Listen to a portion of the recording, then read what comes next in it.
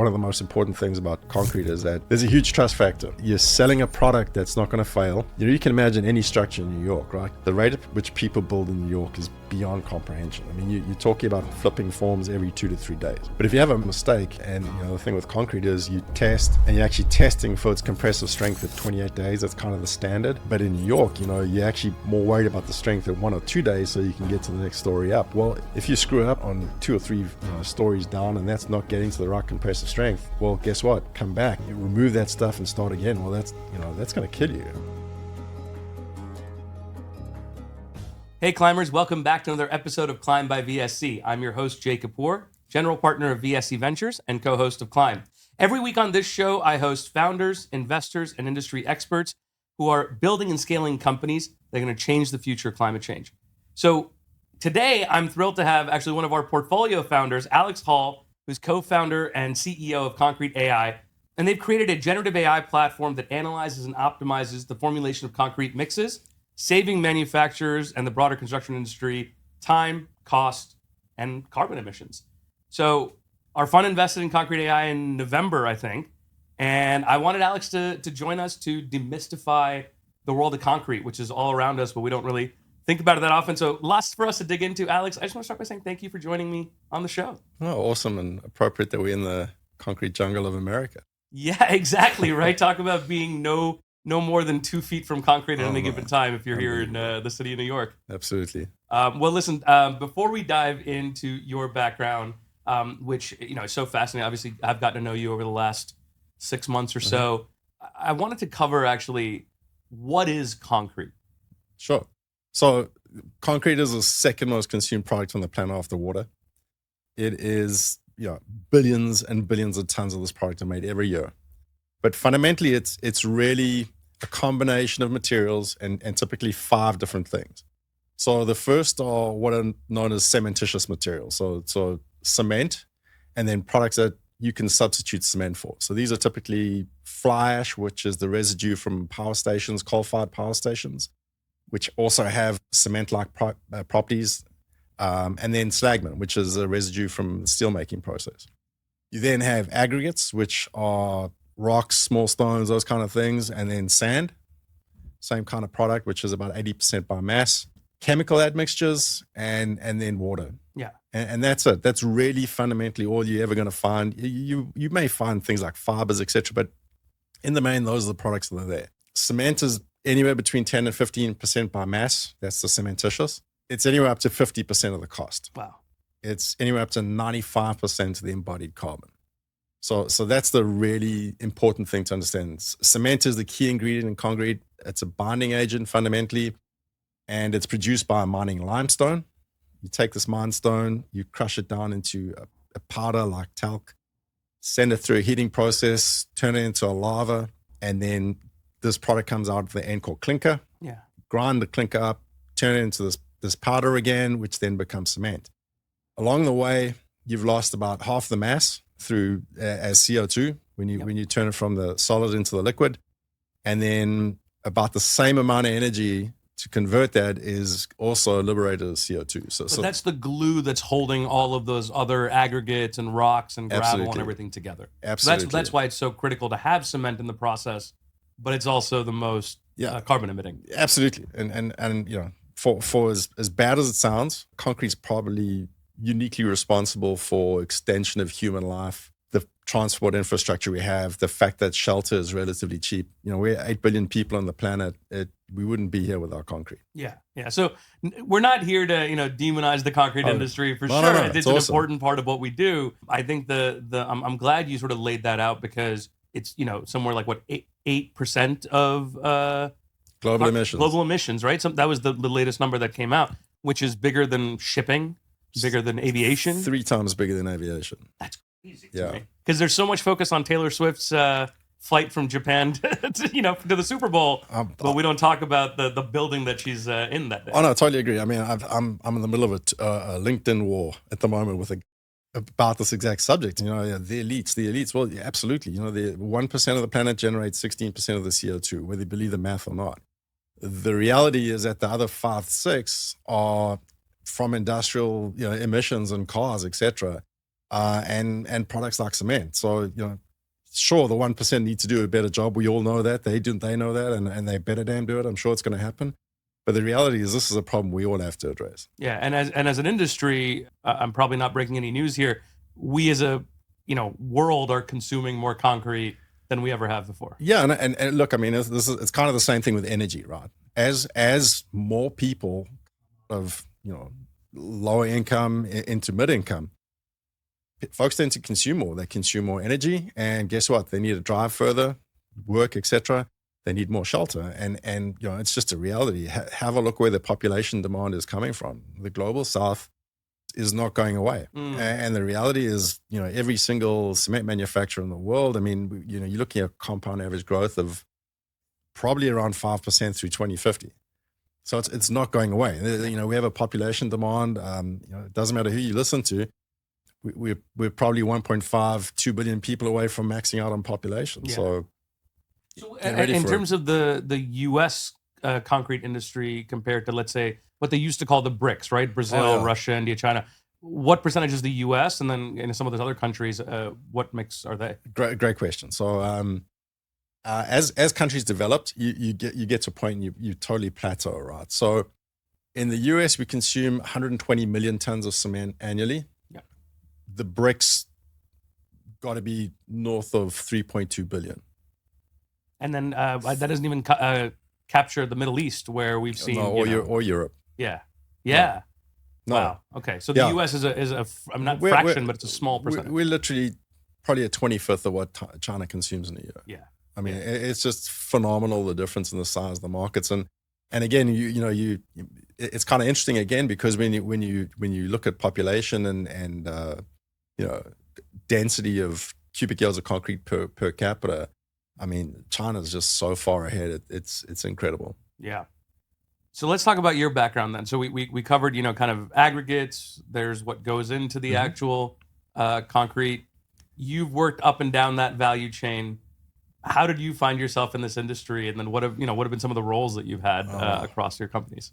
My dad was super interested in property and property development and selling stuff. So I fell into that by default, did a construction management degree at university, and then had to get a job. And so my first kind of real job that wasn't paying for my rugby bills was working for a construction company in South Africa. Yeah. And it was really cool. Did a lot of really interesting things, great as a young guy. And then I got to about 23, 24, and I'd been working in all of South Africa itself, but sub-Saharan Africa, going to places like Botswana. Great time, but kind of isolated, because you'd literally be in the for two weeks at a time, and doing evaluations on sites, figuring out whether the company want to go to work in a project, etc. And I thought this is a real challenge. I enjoy being back in the city. I enjoy city life, and some of the stuff's a little bit too remote for me. So I ended up taking an offer. I applied to a company called Alpha, which is a subsidiary of a Swiss company called Holcim. And started with them in 99 and did a series of different roles with them, from working in concrete pump operations to working in ready-mix operations, and then eventually ran their East Coast business in South Africa, which was fundamentally mining, and then the ready-mix business as well. Yeah.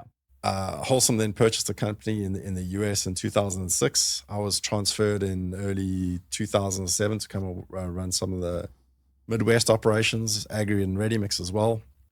And then basically transitioned in my last role with Holcim in 2017, and I was heading up their ready-mix performance unit in the US. Just for our listeners who aren't maybe as familiar with the terminology, what is ready-mix, and then how does it compare to a different kind of concrete formulation? Okay, so as I mentioned earlier, we use around 120 million tons of cement. Yeah. So that's the powder that goes into the concrete.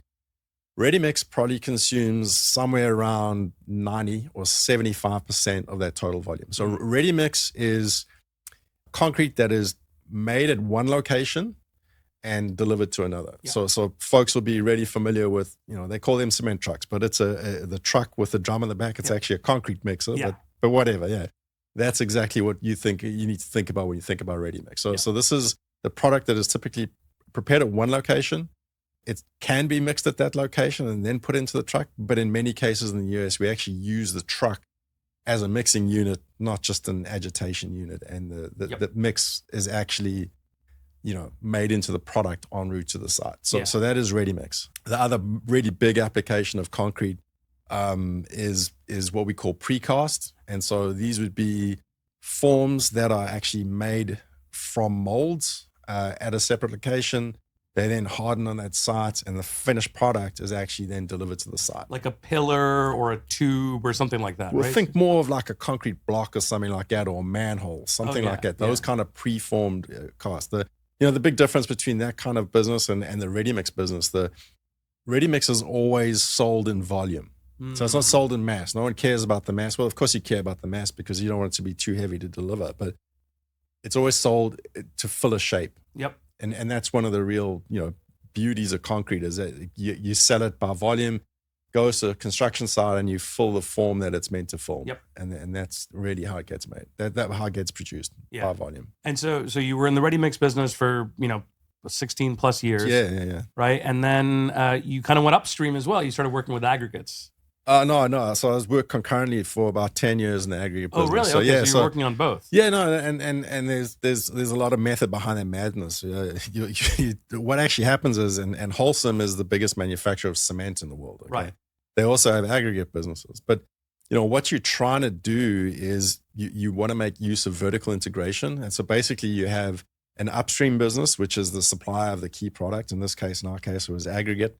And then in the US, aggregate and cement. Mm-hmm. And then you have the downstream business that allows you to actually be closer to the customer. Yep.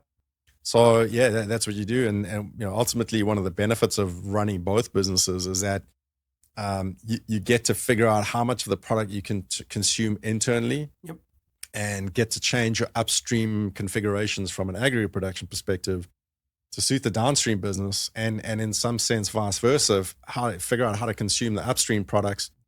So it really ultimately becomes a great opportunity for cash management. Yep. And who are these customers? Because you've kind of talked about different customers and different things. Most of them are consuming ready mix. Mm-hmm. Some of them end up using precast. In the U.S. specifically, because I know, again, as we go globally, there's a whole bevy. Who are the customers for the ready mix business that you were serving? Yeah, so it's not what people think. This is again one of the challenges with this, and having been in the construction industry as well. People think that a general contractor is the person purchasing concrete. Right. No, it's not. It's actually a concrete placing contractor. So, if you like names, some folks will know a lot of folks, but a lot of folks won't. But there's companies like Seco, Baker, and then companies on the West Coast like Webcore that actually have the general contractor, but they actually self-perform as well. So they'll place their own concrete. And those are typically the people that are buying the concrete. Okay, so these are concrete subcontractors. They'll purchase the concrete. They'll know what they're looking for because they'll have the specification documents from the structural engineer on a project that the general contractor has given them. But they're the guys that are actually responsible for getting the formwork, the shut and the shape up in order to pour the concrete. Yep. But importantly, they're also the ones that finish it, provide the surface, and then exposed finish if necessary as well. So that when the next trade comes in, they removed all the formwork. Now they get to see the surface. They've got an exposed surface that they can get to work to immediately. So that's really where directly the most happens. I mean, in other cases, if it's residential construction, the builder will just buy directly from the concrete producer, and they'll come in and do the foundations or floor slab, driveway, whatever it is. Mm-hmm. But yeah, that's really who you're selling to. A lot of the times, you're actually selling to the folks who have a trowel in their hand and are finishing it, and they know, or the floating machine, they know exactly what they've laid the rebar down, and then they're pouring the concrete basically over the rebar. Exactly. They're trying to formulate the thing there. And then these concrete manufacturers, is this a good business to be in? Are there, is it a lot of consolidation? Is it a lot of, It's super interesting because, when you just take a step back and you look at the cement business. Now, right, so cement, super capital intensive. The last cement plant I'm aware of that was built in the US is St. Genevieve, a wholesome operation, and took a long time to permit. I want to say a better part of a decade, but there's a lot of stuff you got to do. You can imagine the emissions associated with this. So that's a lot of work. And from a capital perspective, it's billions of dollars. I mean, this is not a cheap just industry. to set up one cement plant would be Well, I mean, but beyond the cost of the actual plant, you got to remember that you need to be on a reserve. So you need the ore body that you're going to be mining. And these guys, this is not a short-term business. They're thinking 100 years ahead, literally. So I mean, they'll be on top of a deposit of a couple of 100 million tons of rock that they need to mine, to ultimately recover that cost of capital there as well. So pretty consolidated industry. I mean, if you really look at it, there's in the US probably 20 players all in all, from the biggest, which has around 16, 17%, down to obviously a few smaller guys that got one or two operations. Mm-hmm. On the ready mix side, it's pretty fragmented. So even the biggest vertically integrated company, a company like Wholesome, probably's got I'd say at best a 3 or 4% market share. Wow, that fragmented. Oh yeah, and a lot of mom and pop shops, absolutely. Folks that own one or two plants. Yeah, it's kind of interesting because it's almost there's around 6,000 operations in the US that are registered, and when you kind of break it down, it's almost a third from a volume perspective. So you got a third that are super concentrated. And there's, in fact, the biggest ready mix producer in the US is a company called SRM. They actually purchased some assets in New York in the last 2 to 3 years from a company called Vulcan Materials, and they're the biggest. They've got to do somewhere between 25 to 30 million cubic yards a year. So just on their own, they're probably around 7 to 8% of the US market. Probably more than that, actually. I'm speaking out of turn on this one. They actually just purchased some major assets in Texas as well. But yeah, it's an independent entity, which is kind of strange. This is very unusual from a global perspective. You don't see this. It's normally big vertically integrated producer that wants to have the downstream supply. Because you can take advantage of things like transfer pricing, figure out how to maintain markets, etc., like that when you have that opportunity. And this is a big independent that's certainly disrupting that. So you've got a third that are like really concentrated. I'd say people that have got north of 100, 150 plants, and then you've got a group in the middle that does another third. That's probably somewhere in the order of 1,200 to 1,500 plants. That it's there's some of them are bigger producers, some are vertically integrated, and then some are just mom and pops, that have grown to a pretty high degree. Mm-hmm.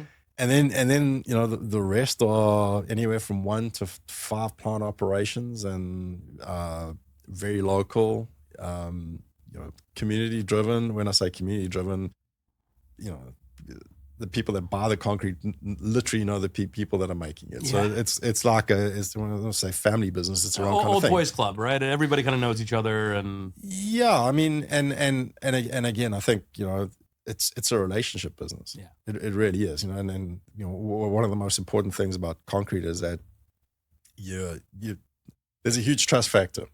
You're selling a product that's not going to fail. Everyone thinks it's table stakes, but 80% of the product that's in concrete is aggregate by mass, right? And these are products that they're processed, they're not manufactured. So it's not like they're going through some stringent, chemical, validation process like you have to go through with cement, right? You're basically taking rock, you're smashing it up, or it's a slab of granite, right? Yeah. Well, yeah. Sometimes it's gravel. You just mine the gravel out, and you got to separate it and then crush it down into different sizes. And sometimes there may be something wrong that you don't know about, right? And you've got to take that kind of stuff into account in design. And by that I mean, you could be in a quarry and there could be a small fissure that you're not even aware of, and somehow that gets into your production, and it's going to have some kind of impact. May not be monumental, but a couple of psi impact, a couple of 100 of 1,000 of psi impact in your final strength, and that's not what you want. So this is a really critical thing. This is why quality control is such a paramount thing. You can imagine any structure in New York, right? Can you imagine buying concrete and then, this is probably the fastest vertical development city in the country. I mean, I've seen a lot of high-rise cities in the US, be it Chicago, be it Miami, a lot of vertical construction. The rate at which people build in New York is beyond comprehension. I mean, you're talking about flipping forms every 2 to 3 days. And you can see some of these super skinnies, how quickly they go up, and then the cladding kind of follows. It's unbelievable how quickly we build here. But if you have a mistake, and the thing with concrete is you test, and you're actually testing for its compressive strength at 28 days. That's kind of the standard. But in New York, you're actually more worried about the strength at 1 or 2 days so you can get to the next story up. Well, if you screw up on 2 or 3 stories down, and that's not getting to the right compressive strength, well, guess what? Come back. You got to start. You remove that stuff and start again. Well, that's going to kill you. I mean, millions of dollars. I mean, that's the crazy part too, is that you mentioned the 28 days thing. When you and I first met, that was the first thing that blew my mind, is that the industry standard is tested 28 days. But if I'm building a high-rise... Depends on the application. Right, depends on the application. And we'll talk about that in a second, because I think that's a really interesting, unique aspect of this business as well. But if I'm building a high-rise and I know I have to build 50 floors, I don't have 50 months to do it. I can't wait 28 days for every floor to set. And so there's a different restriction for me if I'm building single family or a townhome versus building a 50-story high-rise. Absolutely. Yeah. So let's talk about mixed formulation then, because we talked a little bit about it, right? So we understand the value chain. Just to summarize, you've got your aggregates at the top, you've got your cement. They go down to the manufacturer that brings it all together, formulates the mix, which we'll talk about in a second, and then that gets sent to a concrete subcontractor who is then working with a general contractor who's actually building the building. Mm-hmm. Why is mix formulation, and then as an extension of that, mix optimization so important?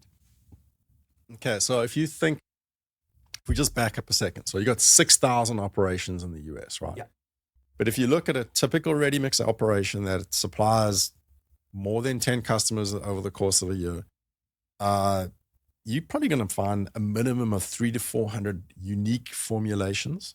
Okay. And in the bigger operations, I of some of the bigger operations I used to work with were literally thousands of different formulations. And so the question is, why do you need these different formulations, right? Like, isn't concrete? It's just the gray stuff. Well, no, it's not, because what you end up having is, as we discussed earlier,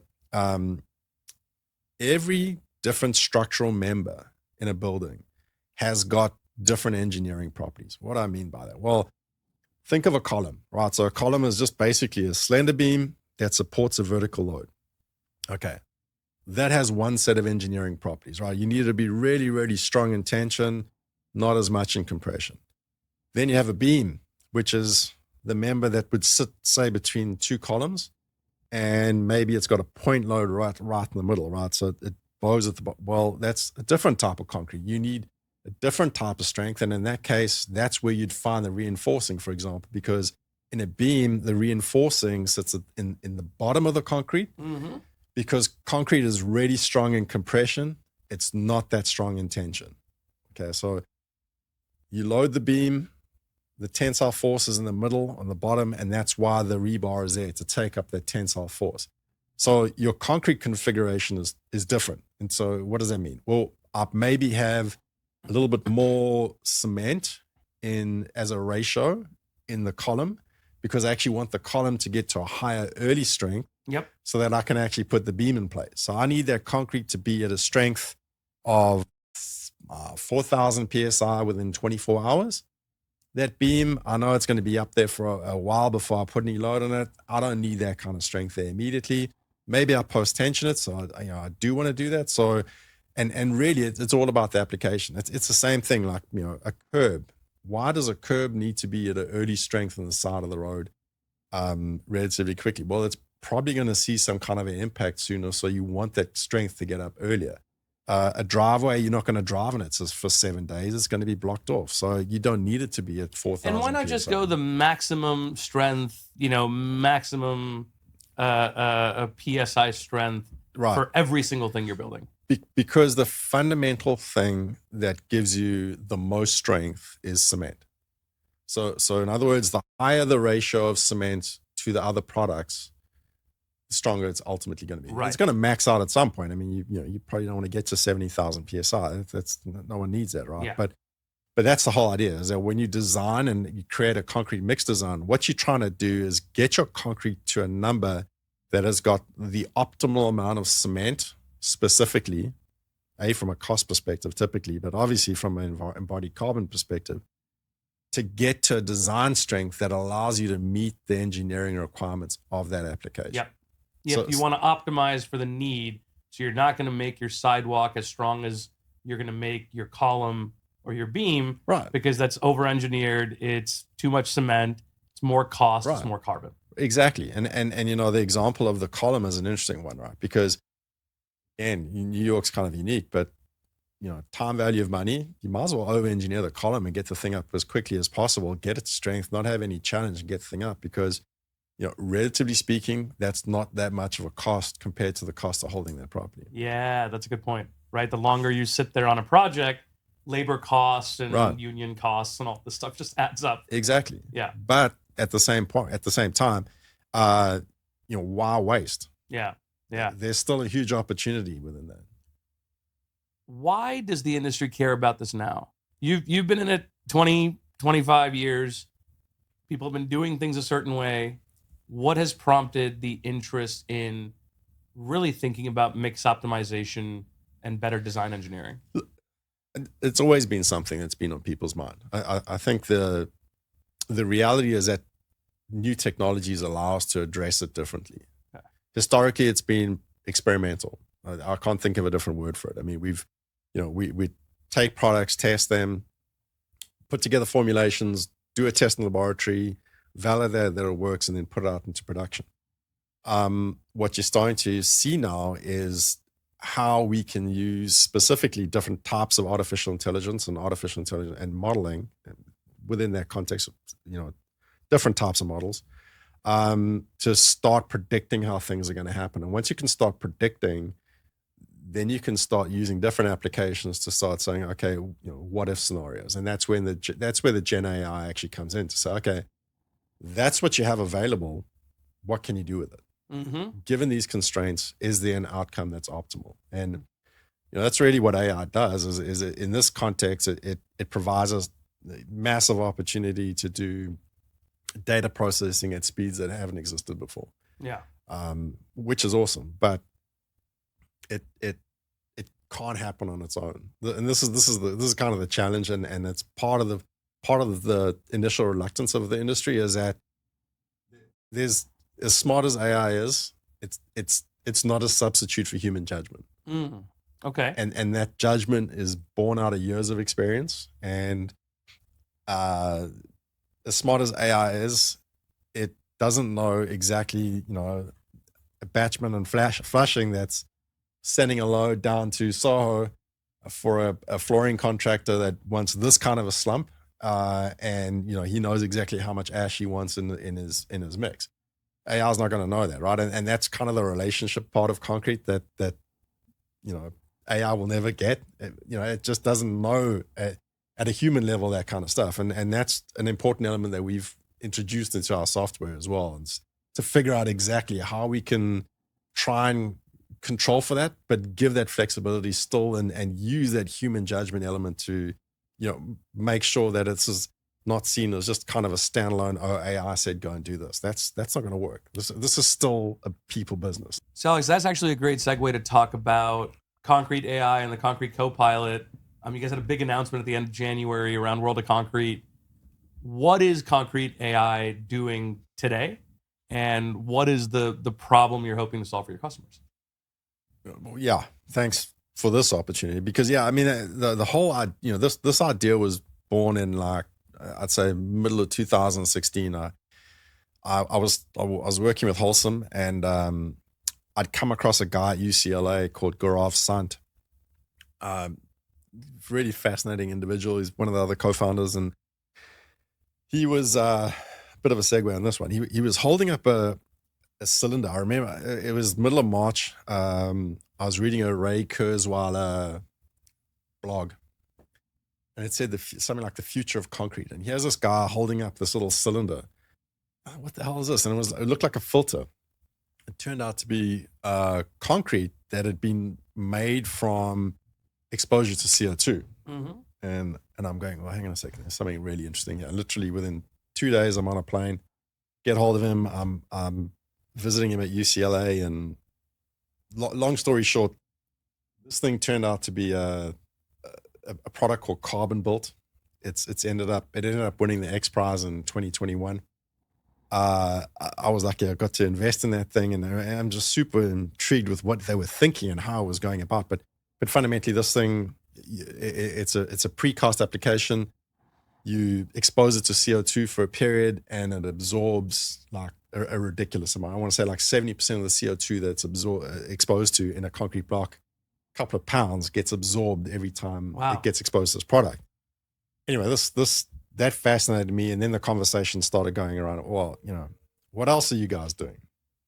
And then we started talking about artificial intelligence, and Gaurav said, like, is there any way we could start figuring out how we could collaborate? Back in 2017, they were talking about collaborating on artificial intelligence. Oh, they were already working on this. They were doing some work on this in UCLA. Yeah. So that was 16, and then fast forward, I left Wholesome, joined a construction company called Suffolk.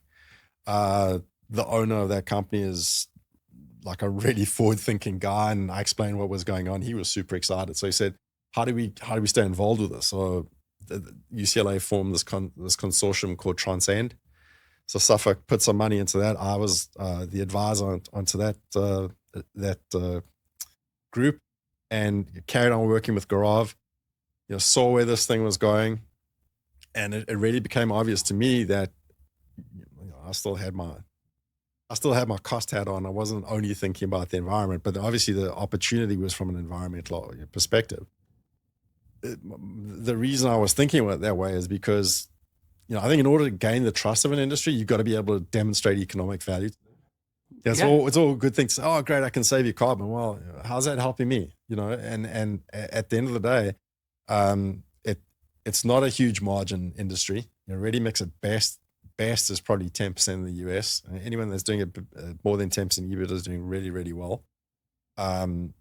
Historically, we've got a higher capital load because in the US, we tend to own the vehicles that do the distribution as well. So all those trucks with the mixing drums in the back belong to the company. And so, the ownership of that fleet's probably an additional 2 to 3% from a depreciation perspective. So, at an EBIT level, these are kind of mid-single digit businesses, right? Yeah. And so I'm going, well, hang on a second. My raw materials are 50 to 60% of the cost.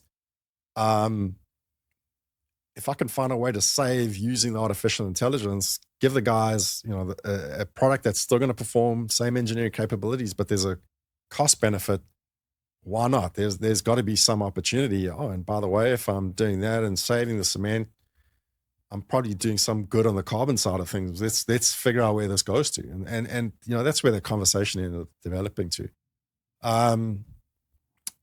By 2020, they've done really, really well from my perspective in terms of they got funding from Federal Highways Association at UCLA, got a sign-off. Basically, the Federal Highways Association accepted that this product was at a TRL 7. So from a technology readiness perspective, that excited the hell out of me. And so I joined full-time from September 1st to 21. And that was fascinating. We bootstrapped the first couple of quarters and then did a raise. But really, we had to prove the technology. We had to get it in the hands of producers and figure out how it would work. And the second that happened, I thought, how are you going to do this without actually having software that people can touch and feel? Because it's all well and good. We come in and do the formulations, but unless a human is actually engaging with the stuff and figuring out how to touch and feel this in their everyday life, it's not going to work.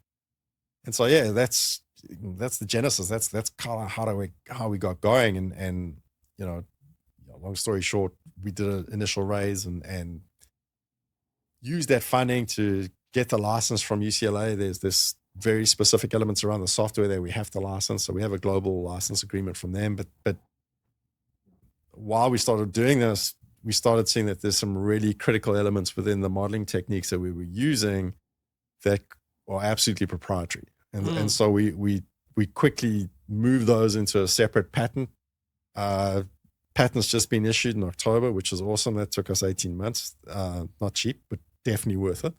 And then we had to figure out how to build the software, because it's all well and good. We've got all these different models working in the background. Some give you fantastic prediction, excellent artificial AI, generative artificial intelligence output over here. But it's not good to anyone if you can't touch and feel it and see how your own software is being translated into this other opportunity. So we had to then get the development team on board and start building the software. And, we started building that in beginning of 22. We had let's call it a beta by, like an MVP by the end of 22 that we could actually put in people's hands and then start. And then really the hard work really began, because now you got to figure out, okay, how am I going to get other people's data into my system? Yeah. And build a moat around that, keep that secure, and now have this engagement between existing data into our models and then pushing it back into their world so we don't mess with their That's really systems. interesting, because the data component, which we didn't touch on as you were talking about kind of the origins, that's actually what really attracted me when we were making the investment, because to me, I always think about, right, in software, there are very few moats, right? Mm-hmm. AI is starting to become commoditized if it's not already. The ability to sell into this industry. I mean, again, you've got a real depth of experience, but I'm sure somebody is out there that says, hey, I've worked 20 years too, and I know this industry. But the data to me, I think, was so compelling. It was coming from all these different customers, all these different mixes, how they performed in different temperatures, how they set in different construction. That to me felt like a really, really powerful moat that somebody coming off the street tomorrow, they're not really able to pick up, and implement. Well, and look, I mean, this is the value of, being associated with people that have been literally working on this technology for the better part of 10 years. Yeah. So, Matthew Balshi, one of my other co-founders is a a professor of materials, but also applied sciences and AI. I mean, these are kind of unique skill sets and combinations. Just to back up and just to throw another layer on the complexity of this, if you think about 6,000 ready-mix plants, and let's just take an average. Let's say there's 15 materials that are ready-mix plants. Yeah. Right? So then, everyone's going, okay, well, that doesn't sound too complicated, because that's, it's 15 materials times 6,000, big deal. Well, not one plant in the entire country has got exactly the same materials. Every single material is basically a commodity. Yeah. People hate me for saying that. I'm sorry, cement producers. I'm sorry, aggregate. But effectively, everything is a commodity that you have in there. The thing that really differentiates them is the cost of distribution. When you talk about carbon, it does the same thing as well, because each product in that bin has a different embodied carbon footprint, because guess what? The distribution associated with that has got a different distance. So it's slightly different. So if your quarry is 3 hours away versus 3 miles away, there you go. Big difference. Exactly. Totally. Yeah. Exactly. I mean, and contextually, given how much cement is from a embodied carbon perspective, maybe it doesn't look, but it's slightly different. And this is the other part about it. People don't really appreciate that. Also, because these are commodities, right? And when you start getting into the real granularity of things like physical properties, and in the aggregate case, for example, you're looking at things like, the fineness modulus, the fraction of these ultrafine particles in this, the gradation, the different types of sizes of rock that are actually present in this, and then water absorption percentage. And again, this is important because when you combine to make a mixed design, you've got to take into account all these different physical, chemical elements within that, because you've got to look at them in combination. And so not only are you taking these super complex elements within these different raw materials, but now you have to combine them in different ways to give you different engineering characteristics. Yeah, it's just an order of magnitude of complexity. Yeah, as so you add all that. and I and there's some phenomenal other AIs out there that, believe me, like I'm sure you guys know, but I mean, there's companies like Citrine, there's Noble AI, Commodities, and they all do this with materials. But again, this is not trying to demean anyone. Those are alloys and molecules in comparison to concrete are not that complicated. Yeah. concrete's complex. It's not complicated, it's complex. One of the really intriguing thing for me as I've been digging into this industry, I think even before we met, was seeing the number of decarbonized cement companies. Yep. And I am always curious to see when some new material like this comes out in the market, are the manufacturers accepting of this? Do they want to use a new kind of cement in contrast with the cement that they've been using for, 3-4+ decades? Or is this something where there is a fair bit of skepticism from the manufacturers?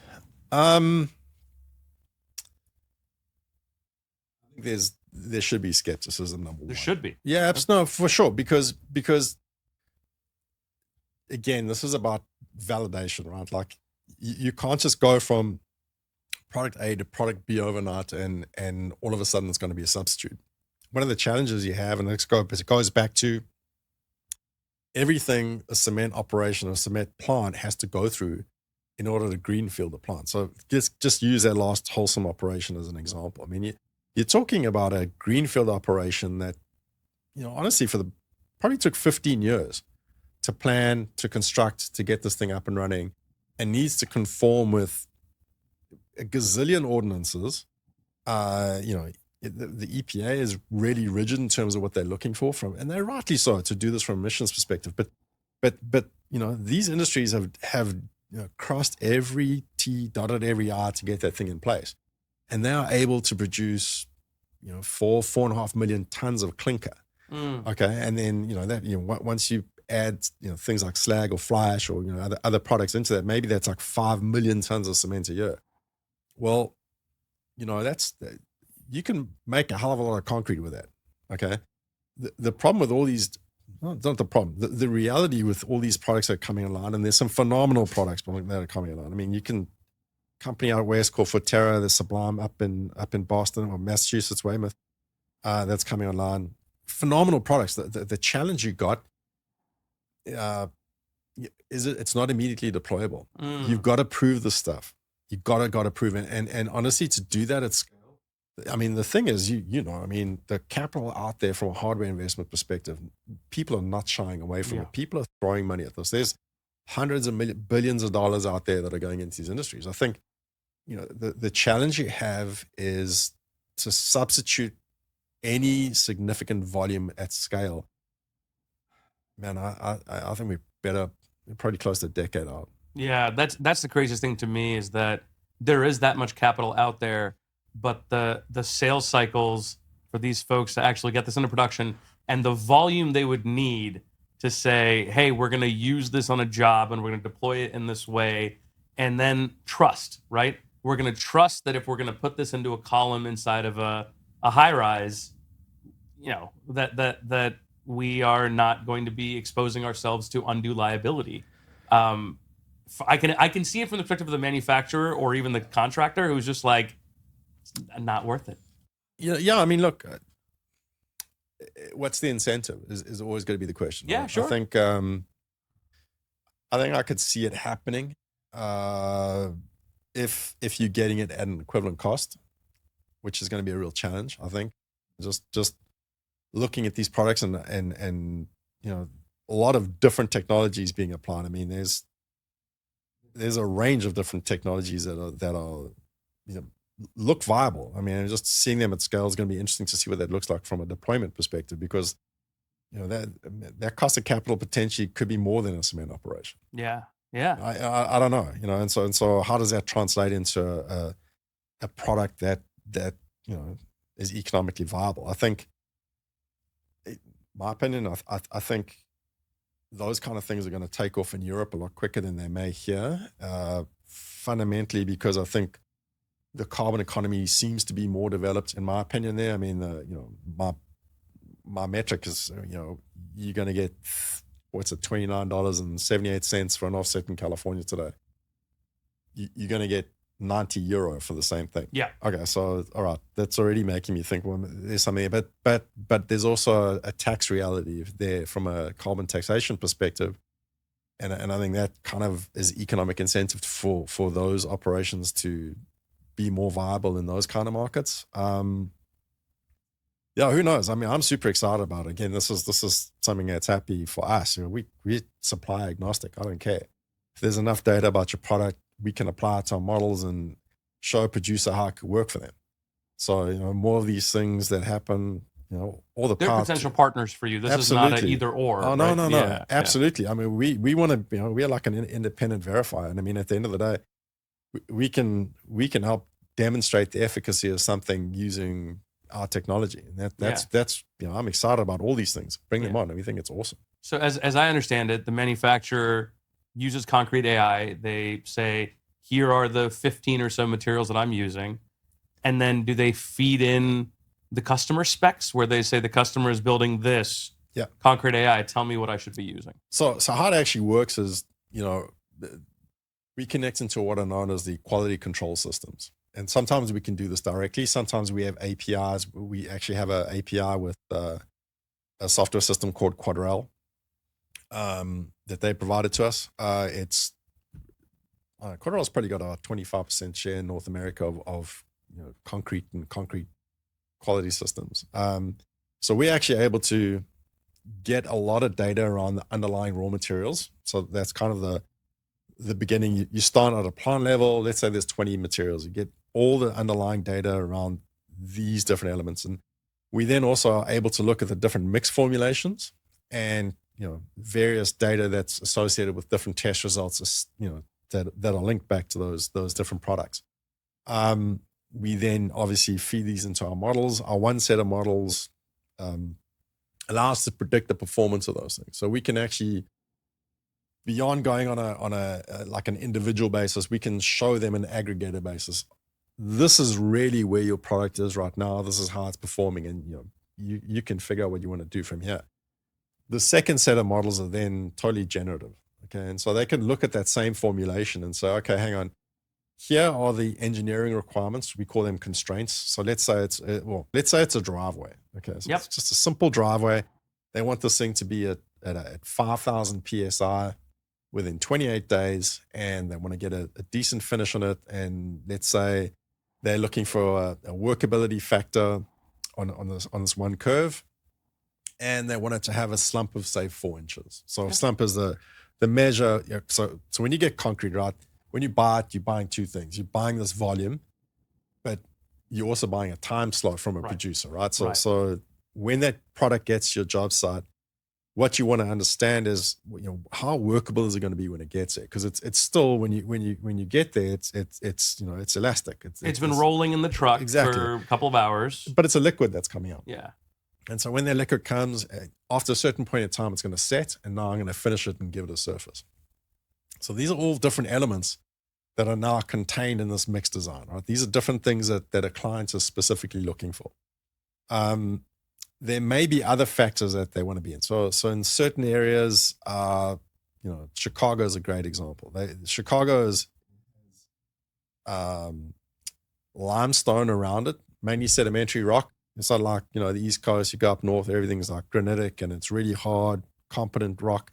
They have a lot of sand and gravel that gets incorporated in the concrete. And so, they'll have things like pop out. So if it gets super cold, the aggregate inside the concrete actually, it's a bit deleterious, but it'll pop. Yeah. Basically, there's still water inside it and it'll expand a little bit, right? So that's called a factor called freeze thaw. And basically, it's a dilation process. You get to understand what happens. But the concrete, you'll see these little pop outs in the concrete. So people want to, take care of those and ensure that kind of stuff doesn't happen. So we try to incorporate all these different factors and components into the design. We'll then go back to a producer and say, hang on a second, right? You have these 20 raw materials. You're using these 8 in combination right now. We suggest you do that. Totally different configuration based on what the AI is giving us. They then have the opportunity to go back within the software and edit any constraints. So if they say, you know what, you've said take out, we need 600 pounds of cementitious material. You've said take out 300 pounds of cement. No, we're not happy with that. We're concerned that we're not going to get to strength enough.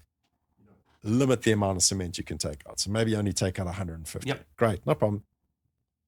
let's see where it gets in. So maybe your cost saving isn't $5 a cubic yard anymore. And this is maybe all a it's 3. dashboard that somebody on the manufacturers, this is not a services business where you're doing this research for them. This is a dashboard that somebody on their system has, and they can play with as many permutations as they want. Exactly. Okay. Yeah. And that's the whole idea about it. That's where this kind of hybrid human AI interface for us is so critical, because you need this human judgment capability. You know, at the end of the day, these are people that have done it all the time. That, you know, and you know, AI will get there. Don't get me wrong. I mean, absolutely. Does it know that it's going to be 60 degrees today in Chicago and tomorrow it's going to be 23? How do we make an adjustment for that? Because you can't use the same concrete, right? Yep. You're going to have an impact of the water. You got to heat the water. You got to do, right, all sorts of things like that.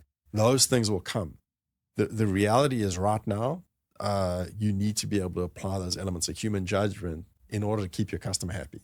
That's right. Because that's where the relationship is. The relationship's between the human and the client, not between the AI and the client. Yeah.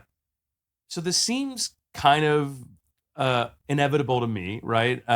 We've seen it happen in other industries where things that were being done by a trial and error and tribal knowledge, for lack of a better word, right? There's some Jimmy was down in the factory for 40 years and he knows how it's done. And when Jimmy retires, there goes the knowledge with him. We're seeing that now, you know, be turned into software and integrate with AI. What is the biggest pushback that you get from customers today about adopting this and actually putting this into their production process? It's a weird thing, but it's a benefit to us as well, because it's not so much of, I think to a person, especially since we've released the suite and, you know, it's only been out there for 3 weeks, but been to a number of new clients, potential clients, and as well, you know, had a recent client that we signed on where we got the deployment done, you know, in the past. I think I mentioned to you before, the first deployment literally took 6 months from when we first integrated, got the API built, and we were able to extract the data, and then literally saw our first truck go out. It was 6 months. Yeah. That was a year ago. Okay. We did the same thing. We started on January 6th. The first truck went out last week. Wow. So like, you know, down to a month, basically. Literally a month. And, yeah. and we kind of screwed around over December as well. But anyway, we didn't could have done more. My point being, so that whole part of the process is accelerated. But what people are now starting to see is, I think they appreciate how intuitive the software is and how they can deploy it. The biggest pushback I've had from everyone is data and data ownership. I mean, and they're right, because, you know, they look at their mix designs as their IP. Yeah. So how do I protect that?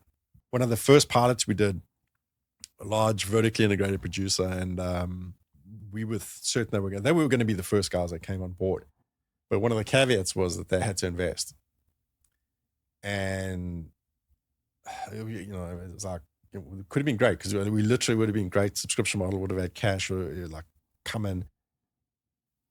The same time, another customer said, well, whatever you do, the one thing we don't want to see is having a building materials company invest in you. Yeah. Because the one thing I'm not prepared to do is have my competitor have access to my data.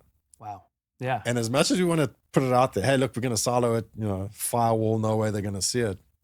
It's a challenge. You know? It's back to trust, right? At the end of the day, it's a relationship business.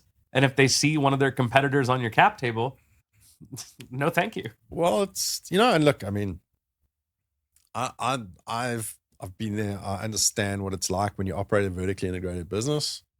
Transfer pricing is a reality, and you do it not necessarily just for competitive advantage, but there's things that you wouldn't want your competitor to know about that, and that's absolutely fair. Yeah. I understand that. I mean, believe me, you know this well enough, but you can do it in a way so you can keep it as secure as possible, and someone wouldn't find out.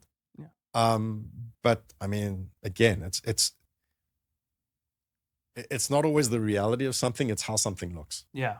Yeah. And that's hard for a lot of folks to get away from. Yeah, I hear you there.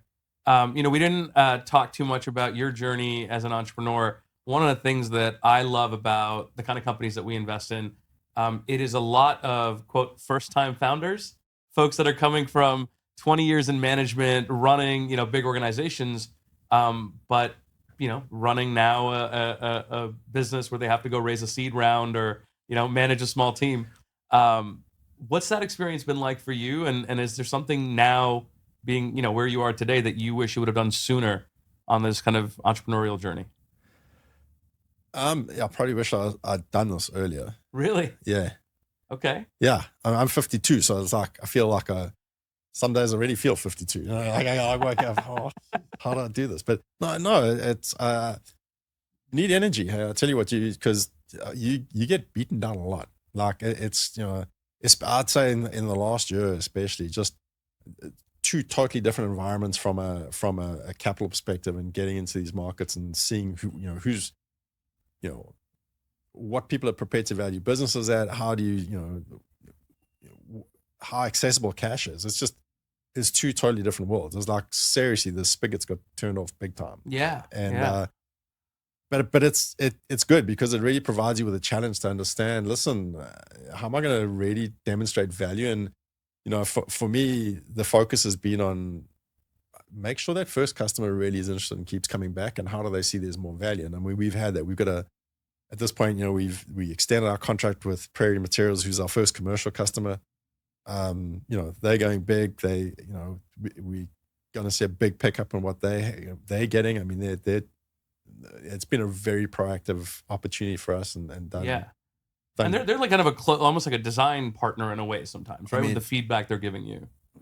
Look, I mean, we've obviously, a lot of the elements within the software suite are based on what we're hearing from them about what's going to be useful to them. So those are the features that we've built into it. And I think those features are, I wouldn't say generic's the wrong word, but the usefulness of it to other producers is becoming pretty evident. Wow. So I think there's a lot to be said for listening to your customer. I think, to answer your second question about, so for this journey's been interesting. It's the kind of background and the concrete side of things, all well and good. And then my exposure on the construction side was really different. Holcim is a Swiss company. And so the one thing the Swiss are really good at is called systems thinking. And there's a reason that they were one of the first building materials company to deploy enterprise software like SAP. That's like the connective brain. It's a connective tissue throughout the organization. But these systems have to interact.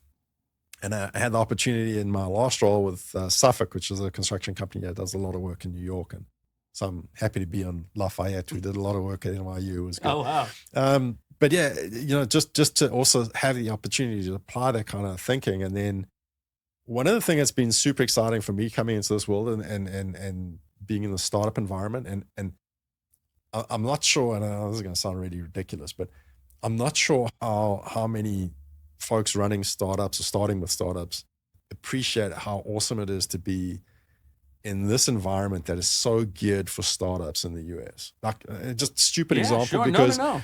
because think about it from a software perspective. Like I walked in before, but like I said, we bootstrapped for like the first 6 months. But by the time I'd been in for 3 or 4 months, I already knew, that's going to be my HR platform.